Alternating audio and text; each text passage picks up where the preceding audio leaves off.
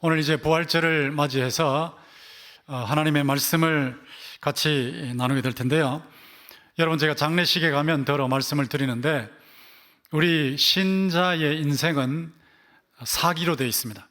제1기는 모태에 있을 때입니다. 모태에 있을 때 예수 그리스도의 말씀에 의하면, 하나님 말씀에 의하면 생명체가 시작이 된 것입니다. 모태의 인생이 제1기 인생입니다.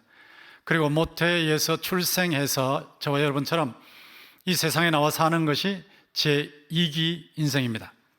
이 제2기 인생이 마감될 때 영혼이 육체를 떠납니다. 영혼이 육체를 떠나서 천국에 가서 영혼이 집업을 누리는 단계, 그것이 제3기 인생입니다. 그리고 제4기 인생은 예수 그리스도께서 멀지 않은 장래에 재림하실 터인데, 재림하시면 영혼과 육체가 부활체, 영광스러운 부활체로 영원토록 천국의 지복을 누리는 것입니다. 이게 제4기 인생입니다. 우리는 예수를 믿기 때문에 제1기부터 제4기까지 복되고 행복한 삶을 살고 있습니다. 특별히 부활이라고 하는 것은 제3기가 끝나고 제4기가 시작될 때 오는 하나님의 놀라운 은총입니다. 이 부활을 놓고 생각할 때 육체적인 부활도 있고 또 실존적인 부활도 있습니다. 육체적인 부활은 죽었다가 사는 부활입니다. 실존적인 부활이라는 것은 살아있지만 죽고자 하는 자가 체험하는 특별한 부활의 능력입니다. 우리가 육체적인 부활을 소망하는 사람으로서 이 땅에 사는 동안에 실존적인 부활의 능력도 체험할 수가 있는데, 어떻게 그것이 가능하게 되었을까요? 오늘 본문 고린도전서 15장은 부활장으로 널리 알려져 있죠. 부활장이라는 것은 부활을 특별히 다루고 있는 한 장이라는 뜻입니다. 이 부활장에 나오는 내용을 전체적으로 포괄해서 살펴보면 우선 예수 그리스도의 부활이 확실한 증거가 있다는 겁니다. 흔히 생각하기를 우리는 덮어놓고 예수 믿는다. 그런데 그 말씀은 틀렸습니다. 우리는 증거를 열어놓고 예수를 믿습니다. 예수를 믿는 증거가 어떤 증거보다 더 확실한 증거입니다. 예수께서 우리에게 복음의 증거를 확실히 보여주실 때 가장 확실하고 가장 강력한 증거가 부활의 증거입니다. 예수께서 부활하셨다는 증거가 분명히 있습니다. 그것이 무엇입니까? 정황 증거라는 것이 있죠. 정황 증거라는 것은 빈 무덤이에요. 여러분이 대충 책을 읽으셨거나 들어서 아시겠지만 석가모니는 주전 BC 5, 6세기에 80세를 일기로 세상을 떠났습니다. 그리고 화장이 되어서 그 무덤이 지금도 존재하고 있습니다.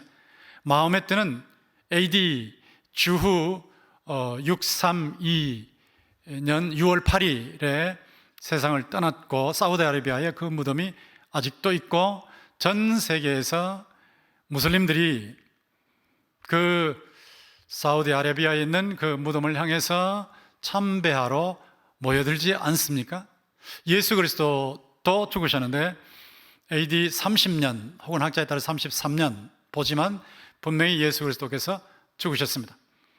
석가모니도 죽었고 마호메트도 죽었고 예수께서도 죽으셨는데 앞에 두 사람과 예수 그리스도는 확실히 다릅니다.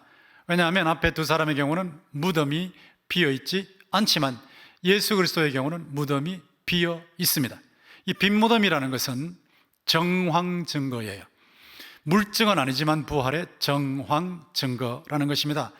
무덤이 비었다는 것은 사람이 시체를 훔쳐갔을 수도 있고, 또 사람들이 말하는 대로 죽었다고 하라는데 서늘할 때 깨어나서 일어났다 이런 것도 될 수 있겠지만, 또 부활하셨다는 증거도 될 수 있기 때문에 정황 증거라고 하는 것입니다. 이 정황 증거가 진짜 증거가 되려면 물증이 있어야죠. 물적인 증거가 있어야 합니다. 물적이란 증거를 제가 피지컬, 신체적 증거라고 했는데, 물질의 증거보다 피지컬, 예수님의 몸, 부활하신 몸의 증거를 말하는 것이죠. 물적 증거는 부활하신 예수님께서 나타나셨다는 것입니다. 그래서 사람들이 부활하신 예수님을 만나 뵀다는 것입니다. 예수 그리스도께서 여인들에게도 나타나셨고 남성들에게도 나타나셨습니다. 자신을 추종하는 자들에게도 나타나셨고, 자신을 가장 반대하던 바울에게도 나타나셨고, 자신을 불신했던 동생 야고보에게도 나타나셨고, 자기가 특별히 사랑하셨던 사도 요한에게도 나타나셨습니다. 예수께서 나타나실 때에 새벽에 나타나시기도 하시고, 부활하신 예수께서 낮에 나타나시기도 하시고, 저녁에 나타나시기도 하시고, 밤에 나타나시기도 하셨습니다. 예수께서 나타나신 장소를 보면 동산, 예수께서 묻히셨던 동산에서 나타나시기도 하셨고, 길에서 나타나시기도 하셨고, 바닷가에서 나타나시기도 하셨고, 방에서 나타나시기도 하셨습니다. 예수께서 부활하셔서 여러 사람들에게 나타나셨고, 여러 시간대에 나타나셨고, 여러 장소에서 나타나셨는데, 한 번은 동시에 500여 명에게 나타나셨습니다. 그 500여 명 중에 태반이 바울이 고린도전서를 집필할 당시에 살아 있었습니다. 만약에 법정에서 증언을 하고 하면 300여 명이 내가 이 두 눈으로 부활하신 예수를 보았습니다, 나도 내 이 두 눈으로 보았습니다 하는 사람들이 300여 명이 넘을 정도였다는 것이죠. 이것이 물적인 증거입니다. 예수께서 부활하셨다는 물증이 있기 때문에 예수께서 죽었다가 서늘할 때 깨어나셨다, 그거는 말이 되질 않아요. 왜냐하면 예수께서 죽으시고 난 후에 그 죽음을 군인들이 확인을 했고, 또 죽음을 확인해서 로마 황제의 도장을 찍어서 무덤을 만들었기 때문에, 또 향료를 35kg이나 되는 향료를 일일이 죽음을 확인하고 세마포 여기저기에 다 넣었기 때문에 그것은 분명하게 예수의 죽음을 증언하는 것이죠. 장례가 된 것입니다. 그러니까 서늘할 때 깨어났다, 기절설은 틀린 말이죠. 그리고 예수의 시신을 누가 훔쳐갔다 하는 것도 틀린 말이에요. 왜냐하면 제자들이 다 겁이 나서 도망을 친 상태였고, 로마의 군인들이 지키고 있었기 때문에 로마의 군인들이 예수의 시신을 놓치면 바로 사형 선고를 받아요. 그런 상황에서 공포에 사로잡혀 있는 제자들이 와서 훔쳐갔다, 말도 안 되는 거죠. 거기다가 환상설이라는 것도, 도적설도 말이 안 되지만 환상설도 말이 안 돼요. 환상설이라는 것은 그냥 어쩌다가 머릿속에 떠오른 거지 부활하신 예수님이 나타나신 것은 아니다라고 하지만 500여 명의 머리에 동시에 환상이 있을 수 없어요. 그렇기 때문에 기절설도 틀렸고 도난설도 틀렸고 환상설도 틀렸어요. 예수의 부활하신 물적 증거가 있기 때문이죠. 이 물적 증거가 또 뒷받침되는 증거가 있습니다. 그것이 바로 결과 증거라는 것입니다. 결과 증거라는 것은 부활하신 예수님을 만나고 난 후에, 예수님이 돌아가셨을 때는 도망을 쳤던 제자들이 목숨을 걸고 부활하신 예수님을 증언하는 사람으로 바뀌었다는 거예요. 그래서 부활하신 예수님을 따라가는 교회가 형성된 것입니다. 이 교회가 형성됐을 때 순교적 정신으로 전 세계에 부활의 복음을 전했기 때문에 300년 이내에 그 당시 제일 강력했던 로마 세계 중심부 로마까지 복음이 들어갔고, 이미 들어간 상태에서 로마의 황제 콘스탄틴이 기독교를 국교로 공언할 정도, 선포할 정도였으니까 이 결과적 증거가 엄청나죠. 지금도 월드 포퓰레이션 클락, 세계 인구 시계라는 것을 인터넷에 치시면 계속해서 사람이 늘어나는 것이 나오는데 78억이 넘어갔습니다. 전 세계 인구가 78억이 넘는데 그 중에 30억 이상이 예수 그리스도를 믿고 있죠. 그 30억 이상이 부활하신 예수님을 믿고 있는 이것이 증거, 결과적 증거라는 것입니다. 이렇게 예수께서 부활하신 것은 정황 증거가 있고 물적 증거가 있고 결과 증거가 있습니다. 이 정도로 확실한 증거에 근거한 복음은 없습니다. 이렇게 확실한 복음이기 때문에 학자들이 인정하는 거예요. 사람들이 예수는 말이야 무식한 사람들이 믿는 거지 똑똑한 사람들은 안 믿어. 그런데 사실 그렇지 않습니다. 똑똑한 사람들 중에 예수 믿는 사람들이 참 많습니다. 예수께서 부활하셨다는 증언을 할 때 우선 문헌부터 정확해야 돼요. 문서가 정확해야 되거든요. 고대 문서, 신약 성경이 정확해야 되는데 케임브리지, 세계적인 명문 케임브리지 대학교의 웨스코트와 홀트라고 하는 유명한 문헌학 교수가 예수께서 부활하신 것을 기록한 신약 성경은 고대 문헌 중에 가장 정확한 문헌이다 하고 증언을 했습니다. 문헌상의 증거가 확실해. 또 역사적인 면에서 케임브리지 역사학 교수 토마스 아놀드라는 사람이 자기가 역사학자로서 역사적인 고증의 과정을 다 거쳤을 때 예수 그리스도의 사건은 역사적 사건으로 가장 확실한 사건이다 라고 증언을 했습니다. 역사학 교수가 증언을 한 것이죠. 또 법적인 증거가 되냐라고 할 때 하버드 대학의 법과대학을 전 세계 최고의 대학으로 끌어올렸던 사이먼 그린리프라고 하는 교수가 자기의 법적인 저서 3부작에서 예수 그리스도의 부활에 대해서 언급하면서 법정에서 증언할 수 있는 물적인 증언 중에 예수 그리스도의 부활만큼 확실한 증거는 없다라고 했습니다. 이렇게 유명한 학자들이 분야별로 예수 그리스도의 부활을 증언한 것입니다. 그리고 최근에 살아있는 사람으로서 가장 유명한 유실론 학자로서는 케임브리지 대학의 옥스퍼드 대학의 존 레녹스 교수죠. 존 레녹스 교수는 수학자면서 또 문학자면서 철학자면서 신학자입니다. 그가 안 믿는 학자들, 많은 학자들 앞에서 또 안 믿는 학생들 몇천 명 앞에서 증언을 하는 거예요. 자기는 증거에 근거해서 예수를 믿는다고. 무슨 증거냐 하고 물은다면 나는 부활을 증거로 제시하겠다라고 했습니다. 자신은 예수 그리스도가 부활하셨다는 증거가 너무 확실하기 때문에 그 증거를 과학적으로 점검해서 인정하고 예수를 믿는다고 그랬어요. 뿐만 아니라 자기는 부활하신 예수님께서 자기 마음속에서 평화와 정의와 기쁨으로 다스리시고 계시기 때문에 그 예수님의 실존적인 다스림을 받고 있다고 하면서 자신은 부활의 복음을 체험하고 있다고 증언을 했어요. 세계적으로 가장 유명한 리차드 도킨스라고 하는 무신론자와 딱 붙어가지고 토론을 붙었을 때 존 레녹스가 이겼습니다.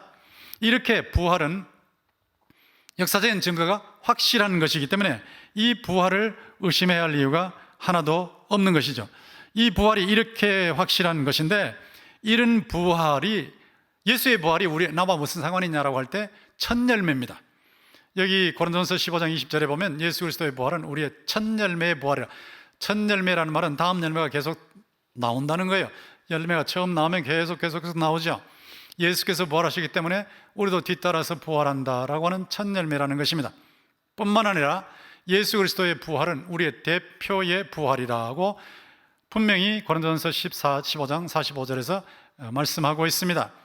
손흥민 선수가 대한민국 대표로서 축구 경기에서 골을 넣으면 손흥민이 넣은 것이 대한민국 모든 국민들이 넣은 것이 되죠.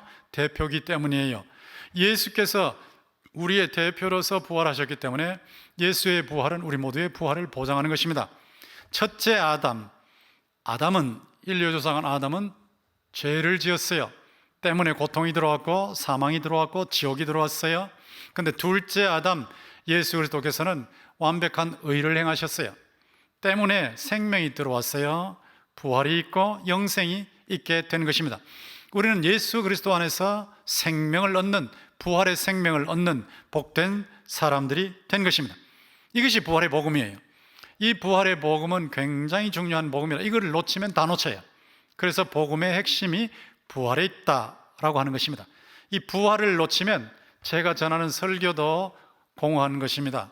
여러분이 전도하는 전도도 공허한 것입니다. 우리가 믿는 믿음도 공허한 것입니다. 우리의 신앙 전체가 다 붕괴되고 맙니다.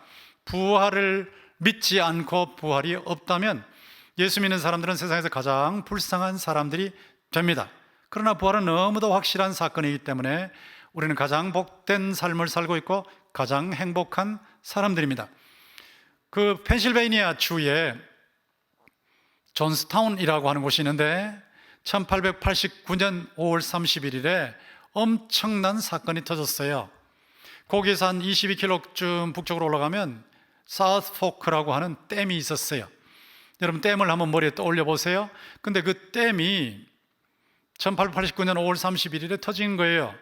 댐이 터져서 이 조그만 구멍이 생기고 확대돼서 터져가지고 물이 막 쏟아져 내려가는데 2천만 톤의 물이 높이가 한 10m에서 12m로 해서 콸콸 쏟아져 내려가는데 그 존스타운이라고 하는 사방 10평방킬로미터의 타운 전체가 다 이 댐에서 쏟아진 물에 휩쓸려 떠내려갔죠. 그리고 집들도 다 날아가고 사람들이 2200명이나 몰사하고 99세대의 가족들이 몰사하고 말았어요. 이런 엄청난 비참한 참혹한 사건이 일어났는데 이유가 무엇입니까? 이유는 댐이 튼튼하지 않았기 때문이에요. 댐을 전문가들이 만들지 않았기 때문이에요. 댐이 처음부터 문제가 있는 댐이었기 때문입니다. 그래서 그것이 터진 거예요. 지금도 우리가 계속해서 코로나 바이러스 어떻게 하면 더 막을 수 있었는가 세계적인 토론이 됩니다만 이걸 정치적으로 하려는 나라는 많이 터뜨려 놓고 말았어요. 그러나 대만이나 독일처럼 이런 문제를 막는데 전문가들에게 전문가들의 손에 맡긴 경우, 의료인에게 맡긴 경우에는 상당히 확산도 적게 됐고 또 치료도 잘 할 수 있게 됐죠. 근데 전문가에게 맡기면 훨씬 낫다는 거예요. 전문가가 확실하게 예방하고 방역하기 때문이죠. 예수 그리스도의 복음의 경우는 성부 하나님, 성자 하나님, 성령 하나님께서 전문가 중에 전문가거든요. 최고의 전문가예요. 창조와 부활의 전문가예요. 조금도 실수하지 않는 전문가예요. 예수 그리스도의 부활이라는 것은 그렇게 확실한 삼위일체 하나님에 의해서 보장된 것이기 때문에 절대로 탈날 일이 없습니다. 예수 그리스도의 부활은 확실한 부활이고 예수님은 지금도 살아계셔서 천하 만물과 자연 만물과 우주와 우리 인간들을 다스리고 계심을 믿습니다. 살아계신 분이에요. 전혀 우리가 믿는데 문제가 없습니다.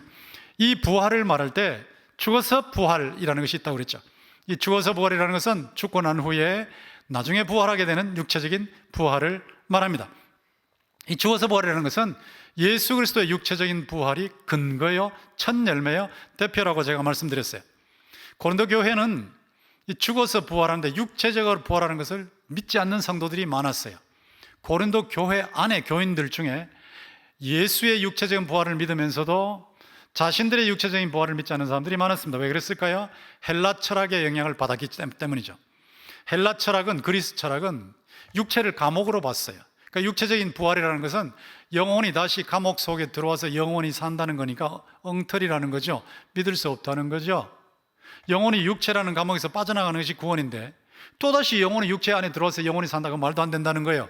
그래서 육체적 부활을 부인하는 사람들이 교인들 속에 상당히 많이 있었던 것입니다.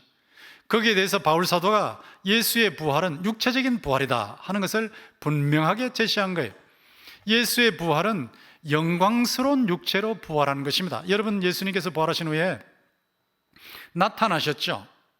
바닷가에서, 호숫가에서 고기를 구워서 자신도 드시고 제자들에게 주시지 않았습니까? 분명히 몸이에요, 몸. 부활하신 몸이 몸인데 고기를 드실 수 있는 몸이에요. 우리와 같이 오관을 가지고 있는 몸이었어요. 근데 이런 몸인 것은 틀림이 없는데 특징이 뭐냐? 영광과 능력이에요.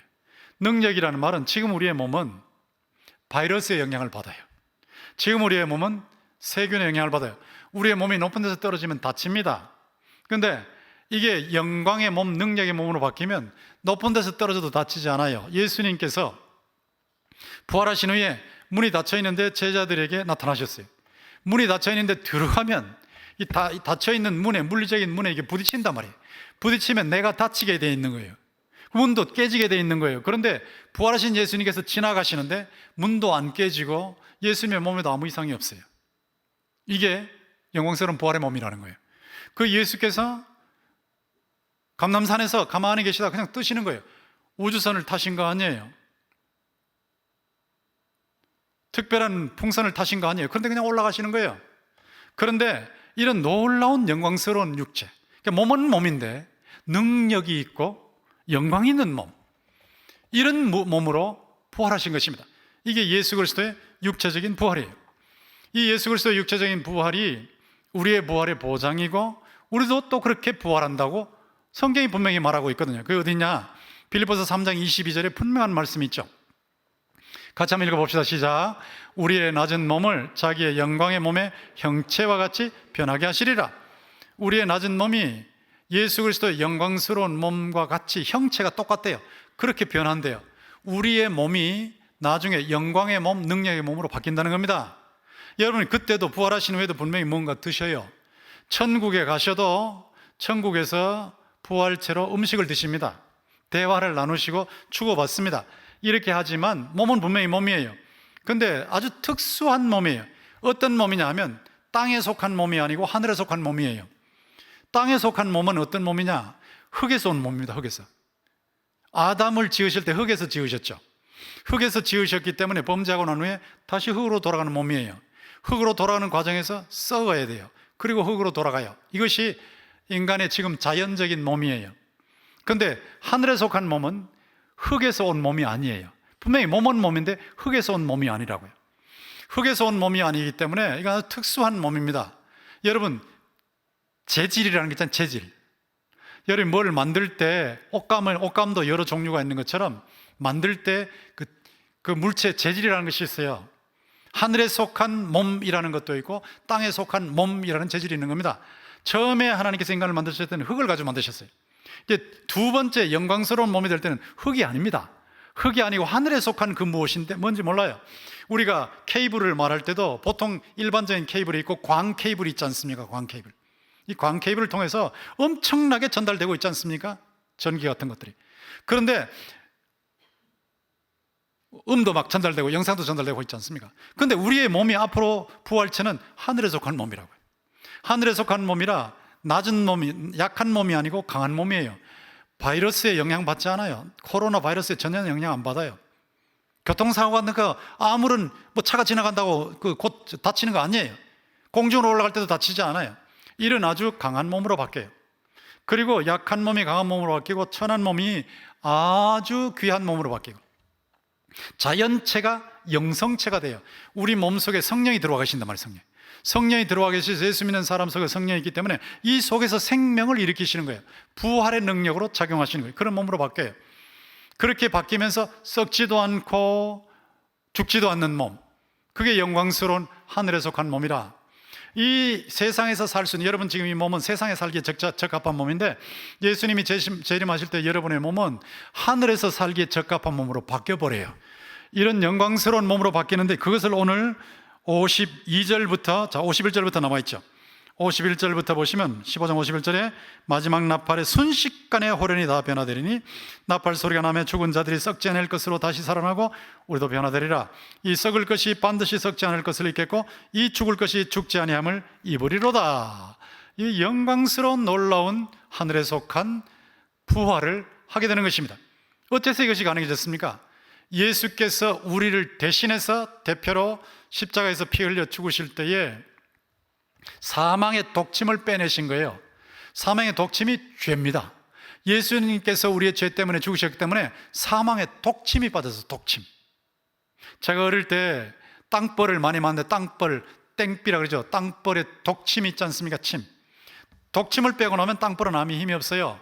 사망에서 독침, 죄를 딱 빼고 나면 예수 믿는 사람은 죽어도 이 독침이 없는 겁니다. 죄의 독침이 없기 때문에 죽어도 바로 영생으로, 바로 천국의 영광스러운 상태로 들어가 버려요. 죽음이라는 건 관문일 뿐이지 아무런 힘이 없어요. 이런 상태로 예수께서 성령의 능력으로 우리를 변화시켜 놓으셨기 때문에 예수님이 다시 재림하실 때 우리의 몸이 순식간에 눈 깜빡할 사이에 수십억이 되겠죠. 수십억의 예수 믿는 사람들의 몸이 순식간에 영광스러운 능력의 몸으로 변화될 줄 믿습니다. 그래서 영원토록 천국에서 생활할 수 있게 되는 것입니다. 이런 놀라운 부활이 육체적인 부활이에요. 그래서 이런 육체적인 부활은 반드시 믿어야 돼요. 이거를 안 믿으면 신앙의 댐이 허물어져 버리고 말아요. 아주 무서운 현상이 나타나요. 그래서 반드시 믿어야 됩니다. 그런데 안 믿는 신학자들이 있어요. 안 믿는 교인들도 들어 있어요. 이걸 안 믿는데 우리 한국의 신학자 중에 제가 이름은 갖다 대지 않지만 인터넷에서 확인해 보면 금방 확인할 수 있어요. 1991년 6월 29일 모 신학대학교의 모 교수가 글을 발표했는데 그 발표한 내용에 보면 육체적인 부활이 없다는 거예요. 유학까지 갔다 온 교수가 육체적인 부활은 없다. 육체적인 부활은 없다. 이렇게 주장을 했어요. 기가 막힌 일이죠. 그럼 부활은 뭐냐? 사람이 죽어서 영혼이 하나님과 교제하는 거다. 그게 부활이다. 사람이 죽어서 영혼이 하나님과 교제하면 되는 거지 몸이 부활할 필요가 뭐 있냐? 왜 영혼이 하나님과 교제하다가 다시 낡은 몸으로 다시 들어온다는 말이냐? 그건 말도 안 되는 거다. 그건 무신론이다. 그건 엉터리다. 이렇게 주장한 사람이 있어요. 이렇게 주장하니까 그 교단의 어르신이 저건 틀렸다 해가지고 교단적으로 문제를 삼아서 결국 그 교수가 나중에 그 학교를 떠날 수밖에 없게 됐죠. 육체적인 부활을 부인하는 교수였습니다. 그가 그렇게 주장하는데 교단에서 그러지 말라 그러니까 왜 당신들이 말이 뭔데 교권을, 교단의 권한을 가지고 나의 학문 학자로서의 소신과 양심을 눌러버리느냐, 그렇게 항의했어요. 또 그 신학교의 학생들이 왜 우리 교수의 학문의 양심과 소신을 압박을 가해서 없애느냐, 이런 식으로 항의를 했지만 그건 다 잘못된 것이죠. 여러분, 예수님이 육체적으로 부활하셨기 때문에 우리도 반드시 오늘 말씀대로, 성경의 말씀대로 육체적으로 영광스러운 몸으로 순식간에 변화될 줄 믿습니다. 우리는 이런 신앙을 확실히 가지고 살고 있는 것이 육체적 부활에 대한 신앙이에요. 근데 죽어서 부활하는 육체적인 부활이 있음과 동시에 살아있는데도 부활을 체험할 수 있어요. 살아있는데 체험하는 부활을 실존적 부활이라, 부활의 능력을 체험하는 신앙이라, 이렇게 표현합니다. 살아서 부활의 능력을 체험한다 그럴 때 참 신기한 건데, 아까 여러분이 함께 보셨던 빌립보서 3장에 이것이 나와 있죠. 빌립보서 3장 10절과 11절에 보시면 내가 그리스도와 그 부활의 권능과 그 고난의 참념을 알고자 하여, 바울 사도가 부활의 능력을 알고 싶다 그랬어요. 알고 싶다는 것은 실제로 체험하고 싶다는 거예요. 부활의 능력을 실제로 체험하고 싶다. 자, 이걸 어떻게 체험할 수 있느냐는 거죠. 부활의 능력을 어떻게 체험할 수 있느냐? 이 체험하는 방법은 그의 죽으심을 본받아, 예수님의 죽음을 본받는데요, 어떻게 했든지 죽은 자 가운데서 부활에 이르는 것이라고 그랬어요. 죽음을 통해서 부활에 이르는 것이, 이게 무슨 말일까요? 이거는 분명히 살아있을 때 예수님을 위해서, 복음을 위해서 희생한다는 뜻이에요. 시간을 희생해요, 돈을 희생해요, 에너지를 희생해요, 인생을 걸고 헌신해요. 그런 것을 말하는 겁니다. 바울 사도는 어떻게 하든지 예수님의 죽음을 본받아, 죽으심을 본받아 부활의 능력을 동참하고자 한다고 했는데, 여러분이나 저나 예수님과 복음을 위해서, 정의를 위해서 죽음을 각오하고 헌신하고 봉사하고 시간과 돈과 물질과 자기의 재능을 들이면 그만큼 부활의 능력을 체험하는 거예요. 참으로 놀라운 역설이 아닐 수가 없습니다. 이런 부활의 능력을 바울 사도는 많이 체험했어요. 가는 데마다 복음을 전했고 두들겨 맞았고 감옥에 갇혔고 이런저런 어려움을 당했는데 그때마다 막 능력이 나타나는 거예요. 심지어는 바울의 앞치마를 올려놓으면 환자들이 일어나는 거예요. 귀신들이 도망가는 거예요. 대단한 능력이 나타나지 않았습니까? 살아있는데 부활의 능력을 체험하는 거예요. 헌신하니까, 죽음을 각오하고 복음을 전하고 죽음을 각오하고 바로 사니까 이런 놀라운 능력이 나타나는 것입니다. 제가 신학생 시절에 인도네시아의 서만수 선교사님께서 학교에 오셔서 간증을 하시더라고요. 근데 그 서만수 선교사님께서 초기에 인도네시아에 가셨을 때 그 인도네시아에 식인종 원주민들이 많았대요. 식인종 원주민들 가까이 가서 복음을 증거하는데 여러분이 하실 수 있겠어요? 차를 타고 트럭을 타고 식인종이 있는 데까지 들어가는 거예요. 식인종이 있는 데까지 들어가는데 식인종까지 있는 데 들어가니까 막 식인종이 막 몰려왔죠. 이상하니까 차가 오니까 막 몰려오는 거예요. 몰려오는데 이 자동차가 고장이 나버렸어요. 식인종 원주민이 살고 있는 데서 고장이 나니까 차에서 내릴 수밖에 없었죠. 그래서 서만수 선교사님 차에서 내리신 겁니다. 식인종들이 막 몰려와가지고 이제 잡아먹으려고 하는 상황 아니에요. 근데 여러분 어떻게 이겨내겠습니까? 그때 하나님께서 지혜를 주셔서 주머니에 있는 동전들을 꺼내가지고, 동전을 많이 가져갔으니까 그걸 하나씩 나누어줬어요.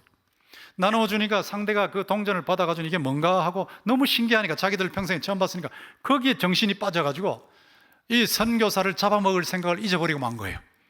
그래서 거기서 간신히 벗어난 예가 있습니다. 그런 선교사님이 신학교를 하는데 흉가를 구했어요. 흉가. 어느 정도의 흉가냐 하면 귀신들이 버글버글 하는 걸로 유명한 거예요. 사람들이 가까이 가지도 못하고 땅도 싸고 집도 싸요. 근데 그런 것을 구했어요. 구했는데 거기 신학교를 만들어 놓고 기숙사를 만들으니까 신학생이 자다가 막 귀신을 보는 거예요. 귀신이 나타나는데 항아리에서도 나타나고 저 벽에서도 나타나고 막 기가 막힌 현상이 나타났어요. 막 기겁을 했겠죠. 그러면서 예수의 이름으로 명하노니 물러가라 이러고 했는데, 그런 과정 조금 지나고 나니까 귀신들이 다 물러가 버렸어요. 그래서 그 건물이 안전한 건물이 되었고, 그 신학교가 아주 튼튼한 신학교, 영적으로나 물리적으로 안전한 신학교가 됐죠. 서만수 선교사님입니다. 그분이 자기를 잡아먹으려는 원주민한테까지 들어갔기 때문에 자기가 죽으려고 하는데 놀라운 부활의 능력이 나타나는 거예요. 이거 참 기가 막힌 일이죠. 주를 위해서 헌신하면 능력이 나타나는 거예요. 조금만 어려우면 도망치고, 조금만 어려우면 그냥 타협해버리고, 조금만 어려우면 불신자와 똑같이 사는 사람의 능력이 안 나타나요. 예수를 믿어도 조금만 어려우면 예배당에 나오지 않아버리고 이런 사람들에게 능력이 안 나타나요. 근데 어떤 어려움이 있어도 헌신하고 봉사하고 뛰어들어서 물질과 시간과 재능과 모든 것을 바치면서 희생하는 사람에게 놀라운 능력이 나타나는 거예요. 이게 역설입니다. 예수님께서도 나를 위해서 죽고자 하는 자는 살 것이요 살고자 하는 자는 죽을 것이다 라고 말씀하셨어요.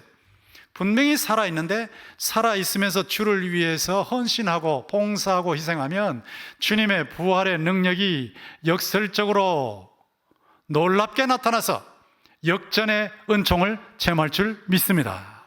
고난이 유익하다는 걸 그때 체험하는 거예요. 약함이 강하다는 걸 그때 체험하는 거예요. 멈춤이 전진이라는 것을 그때 체험하는 거예요. 무명이 유명이라는 걸 그때 체험하는 거예요. 죽음이 부활하는 것을 그때 체험하는 거예요. 와, 이거 예수 믿었더니 말이야, 이렇게 놀라운 역사가 나타나는구나. 그렇게 체험한단 말이에요. 제가 목회하면서 평생토록 어쨌든 주님을 위해서, 교회를 위해서 희생하자, 양심을 지키자, 요즘같이 어려울 때는 봉급도 일부를 떼서 받지 말자, 동참하는 거예요. 동참하는데, 이 고통에 동참하는데 평생을 이렇게 살면 하나님의 능력이 나타나지만, 대우나 받고 명성이나 끌고 하겠다 그러면 능력이 나타나지 않아요.